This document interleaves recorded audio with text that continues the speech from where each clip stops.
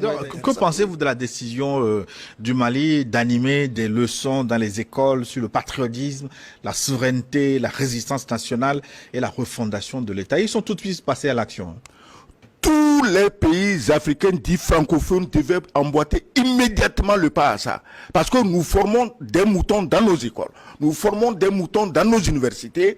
Et on a le diplôme, on est content, intellectuel, machin. Mais on ne représente aucune force réelle pour son propre pays.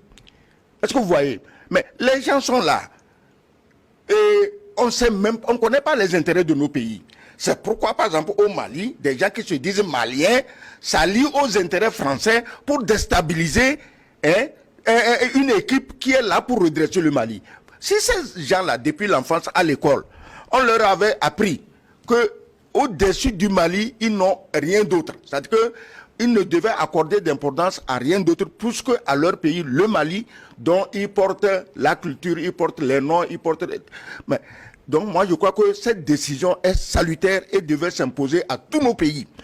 Mais comment vous croyez que les pays comme le Vietnam ont pu se libérer de la colonisation française et américaine? C'est quoi? Parce qu'on a conscientisé les gens depuis l'enfance à comprendre que c'est le Vietnam ou rien. Les Chinois, comment ils se sont libérés des Japonais? Comment ils se sont libérés de tous ceux qui au 19e siècle étaient allés partager la Chine comme un gâteau? Mais c'est en faisant prendre conscience aux Chinois qu'à part la Chine, il n'y a rien. Ils doivent donner leur vie pour la Chine. Aujourd'hui, les gens ne donnent pas leur vie pour la Chine. Les gens ne sont même pas prêts à payer des impôts pour leur pays. Et comment vous voulez vous libérer si vous n'êtes pas capable de certains sacrifices? Comment vous voulez vous libérer quand les anciens n'apprennent pas à la jeune génération les vrais enjeux de la colonisation? Moi, je crois que j'ai lu quelque part, quelqu'un faisait comme une plaisanterie en disant à l'école, on devait apprendre aux enfants comment on élève les moutons, comment il faut faire ceci, comment il faut cultiver le maïs, comment il faut... Mais effectivement, c'est des choses qu'on doit apprendre aux enfants parce que nous tous, nous ne finirons jamais dans un bureau climatisé comme fonctionnaire.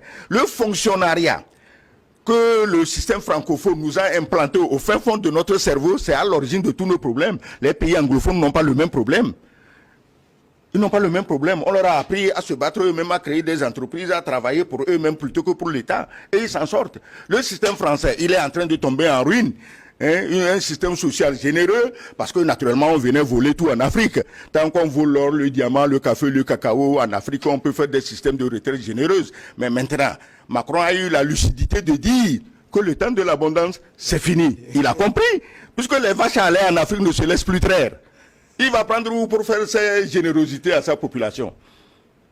Pour la première fois, il avait dit la vérité. Le temps de l'abondance c'est fini. Seulement il faut qu'il arrive à expliquer ça aux Français. Les téléspectateurs, ils sont passés même d'ailleurs premier producteur du coton en Afrique. Absolument. Il me semble du riz, deuxième, il me semble au niveau du riz. Le Premier ministre malien Choguel Kokala Maïga estime que depuis 2 ans qu'ils sont donc à la charge de l'État, ils n'ont pas besoin d'un seul franc étranger pour payer les fonctionnaires. Est-ce que ça suffit pour dire que le Mali est souverain aujourd'hui?